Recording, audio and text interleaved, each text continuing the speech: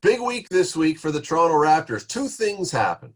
Nick Nurse signs an extension to stay on as their coach, and Kawhi Leonard loses in the NBA playoffs. Which was more important for the Toronto Raptors? Let's dive down that rabbit hole.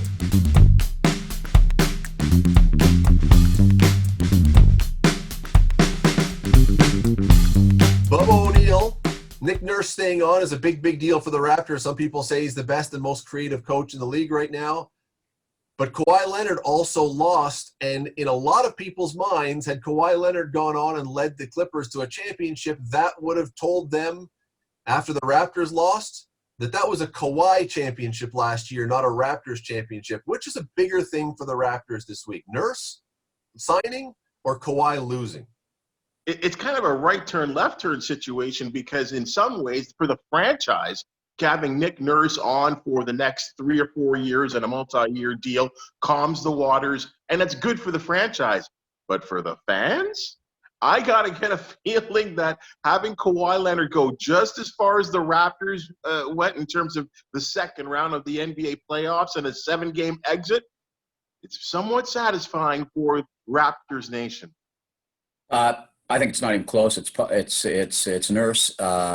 I think if you think he's Popovich, then you lock him up, and then you worry about the GM-ship and all of those things later, which will probably come to. I think it's probably bigger to get the president back on. But to me, this is very temporal. This will be over in a second. First of all, let's not forget what kind of season it was. That it's a bit of a bastardized season, anyways. And second of all, nobody can take away the Raptors championship that they had.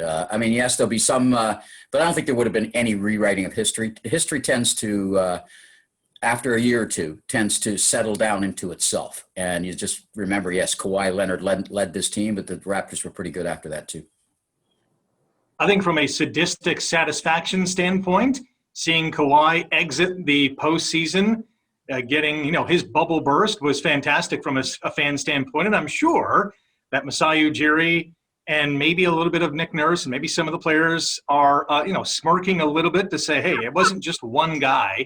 Kawhi was amazing in 2018-19, but listen, it's a team sport. I think the much bigger story is Nick Nurse, because it's not right now, but it's for a few more years. And what he's done over the first 2 years of his head coaching tenure in the NBA, given the pandemic, given the NBA boycotting, he's giving the load management in year one with Kawhi. He's handled everything to perfection. This is a monumental occasion for the Raptors. See, I'll go with the Kawhi thing, and I'll tell you why. Last year when they won, already they were completely dismissed because Golden State was missing guys. Kevin Durant wasn't playing, and they had other problems.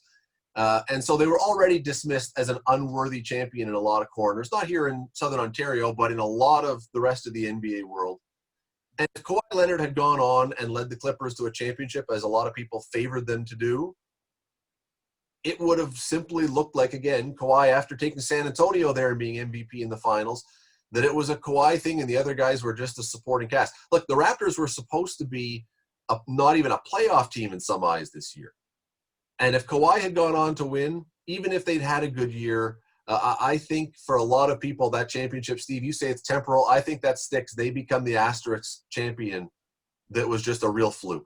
I think they're already the asterisk champion everywhere but Canada, if you want to know the truth. Yeah. And you guys are absolutely true. I really do listen to a lot of NBA podcasts, and you would be shocked at the amount of educated basketball minds, educated basketball columnists, podcast people that refuse to give the other players on the Raptors. And I think for some reason, maybe with the play of Kyle Lowry in this present playoffs, that maybe people are kind of opened their minds a little bit. And the fact that Nick Nurse won Coach of the Year a little bit, but they point to the Raptors being the most lucky champion in NBA history. The fact that you're right, Scott, that Kevin Durant, went down with the ACL or the Achilles injury, and the fact that the Kawhi 4-bouncer, like everyone just sees this team as so lucky. People forget that the Raps went 17-5 in 22 games of load management with Kawhi sitting on the bench. And I think for people like us, and of course people in Southern Ontario that follow the Raptors, and like a lot of these columnists, I feel like they've only maybe seen 5 games ever for the Raptors. And don't forget Klay Thompson too. They always throw that one in.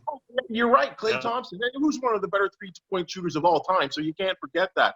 But there's a lot of people that believe the Raptors was a fluke. And it's like, guys, have you not seen? In fact, the Raptors are the most successful team in terms of wins and losses and playoff appearances and playoff wins over the last, I think it's 7 years.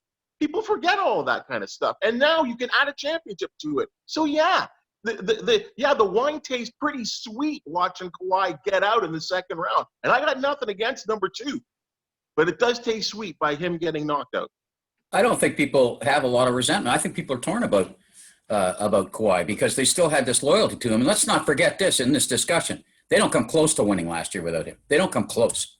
Let's not forget that. No, that's still a reality. Okay, so it doesn't mean the other players didn't rise to those occasions. And in fact, during the broadcast, I watched one of the independent, or the national broadcasts, and they talked about players rising up to number 2 behind, as didn't happen with Pascal in the final. Right, he didn't become the Kyle Lowry of this championship once Kyle Lowry became the Kawhi Leonard of this championship, and that was one of the problems. I just think people put a little bit of asterisk besides Cleveland still, so I think there's still, but I don't think so.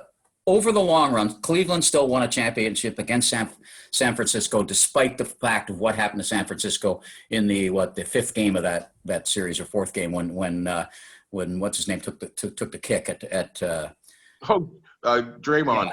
Yeah, exactly. So things change. You have to beat the team that's in front of you. Lots of teams have beaten in all kinds of sports. Do you find the Carolina Hurricanes victory in 2004 tainted? When every team they played was missing their best player, and the last team they played were missing 3 of their best players? Never think about it. We did about for maybe a year. Yeah, and you can't fault teams for not, for beating teams that they should have faced. Think of the '93 Montreal Canadiens, who won 12 overtimes in the playoffs. They didn't face Pittsburgh that year. That's because the Islanders bounced the Penguins, and that's going to happen from time to time. It may have been a very different final if they faced the Maple Leafs. Probably not, but you just never know. I mean, that's why they play the games at the end of the day. And there's no doubt in my mind, and I don't think there's any doubt in anyone's mind, that the Raptors would have been even that much better with Kawhi in the lineup this season, because he eats a lot of minutes, scores a lot of points, plays some amazing defense, but they didn't have him.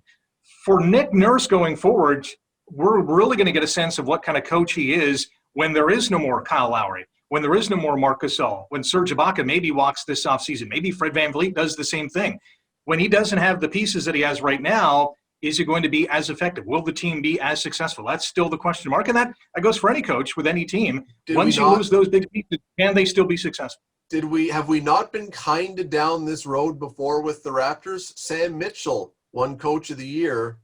Sam Mitchell signs an extension, and now Sam Mitchell is doing television and has for a long time because things went really fast. I'm not saying that's Nick Nurse, but Dwayne Casey, no different. Dwayne Coach Casey. Of the year, yeah, right? and so Nick Nurse, I think, is a great coach, but Rick is bang on. Look, Pat Quinn was a great hockey coach and he was still a good coach, but until all of a sudden he didn't have a goalie. And all of a sudden now you're not quite as good a coach. And Pat Burns was a great coach, and then when he didn't have a goalie, he wasn't quite as good a coach. He's still a good coach. Nick Nurse will still be a good coach, but if you don't have the guys to do what you're trying to get them to do, somehow it comes back on you. I would say more than any other sport, guys. I mean, and you're right. I think that equation, hey, as a coach, you have to have courses. You got to have players. But I think in the NBA, you need star players. You need at least one star player, more than any other league, to win a championship. And yeah, maybe hey, they could be loading up for that to happen. But you're right. But I think in the NBA, and of course, Nick Nurse needs horses. He needs stars. And we thought that Pascal Siakam would be the guy to assist in Kyle Lowry bringing this team yet another title, because I will still put Kawhi as the big brother to Lowry in winning last year's championship. I think a lot might depend on what happens with Siakam. Does he develop into that star? Because he was headed there. He ran up against a very He didn't have it. And who knows how much of that layoff affected him? Like, things affect different players different ways. Who knows how much that bubble and the layoff affected things? If Boston wins the NBA title, Scott, does that change sort of how you see that? Maybe. I mean, that often plays, right? That often plays that if you lose to the team that wins. Yeah. Although Miami looked pretty good yesterday against Boston. I don't think there's any dispute. Steve, you said it a moment ago. I don't think there's a scintilla of doubt that if Kawhi is still on the Raptors, they are playing Miami right now. And I don't think it went to Game 7 against Boston. I think they won that series relatively handily. And so you can't dismiss the importance that he has. And I'll go back to Bubba's point. I don't think there's anybody in Southern Ontario, in the Hamilton area, wherever, who watched the Raptors who somehow has doubt about their legitimacy as champions last year. Nobody around here does. Let me put it this way. I think is bang on that around the rest of the world, there is a lot of questions about that. And that's why, to me, the Tuesday night loss of Kawhi is – I don't think it's going to – look, here's what I think. I think what we're talking about here only plays out in the shadow of something larger. Toronto isn't going to be even thought about in all of this kind of thing because they're not thought about anyways because they're not American. We saw that with the Blue Jays for the longest time. They had to win a second time for that to even happen. And then it even became, it was forgotten after a couple of years, only, because so many other great teams, particularly in their division, came along, but also because it's not the same thing. They don't use, I think Bub mentioned earlier, some people have only seen 5 Raptor games. Well, they're the defending champions, and some people only saw them 5 times play. So even if they were good or great, and they were good, I contend that if Pascal Siakam is only good, didn't have to be great. If he's only good, they're playing Miami right now. That's all he had to be was good. Not great. It's not like Boston blew them out. Pascal was ice cold pretty much all series long. They still played great defense for the most part. Games 1 and I think it was game 5, they just really didn't shoot very well. No. And, they lost by, a couple of points in game 7. So it was that close. Well, they played against the Kawhi Leonard. Yeah, right? and that's where I believe, arguing against myself, that's where I think Nick Nurse is the bigger story, because even if he doesn't have stars, he's shown that he can get teams to play great defense, and that should keep teams in games. Even if they don't win all the time, they should still be competitive. And so for that, I mean, he's a different coach from Sam Mitchell in that regard.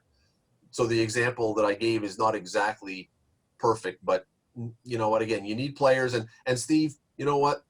Toronto is not considered by anybody. No. You have to win, or, as I said before, and a lot of people have said this, and I'm still so skeptical of this, but the name keeps popping around, is if Giannis Antetokounmpo comes here, suddenly you're now taken seriously again. I just can't imagine it, but his name seems to always be there by some – Bubba, I don't know where the name always keeps coming from, but it's always there. The connections are incredible. I mean, the fact that he would have Siakam as a playing mate, a fellow African right there with him. The fact that he would have Masai Ujiri as the president of the ship. Those two would get along. The fact that Antetokounmpo may be a guy that wants to have that, and some don't, wants to have that attention as not a city guy. But as we've seen with the Raptors, they have a national branding. And that would, without having to be in the United States.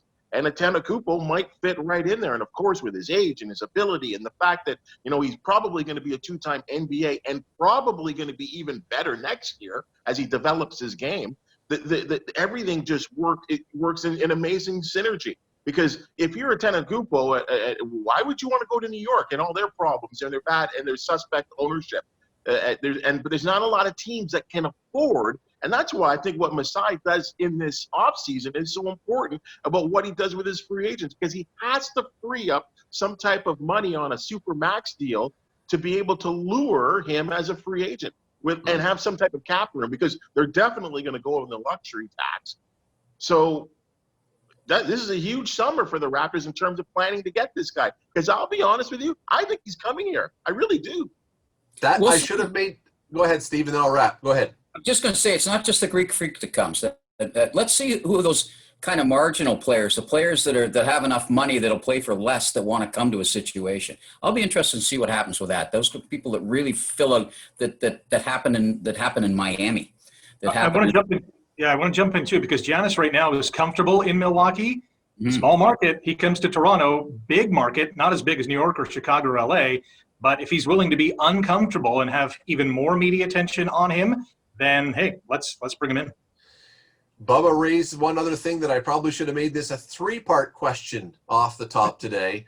What's a bigger deal, Nick Nurse signing, Kawhi Leonard losing, or the fact that Masai Ujiri still remains unsigned? That'll be a question we dive into another day because that may be bigger than any of the other stuff going on with the Raptors. What do you think? What would have been, let's throw that third one in there. What's the biggest story for the Raptors right now? Our Twitter handles are on the screen. You can comment. You can let us know. We'd love to hear from you while you're doing it. Subscribe down below. As the kids say, smash the subscribe button. And then hit the notification one as well so you know when these videos are coming out so you can keep up with us. And we would love to be talking to you next time. Have a great one.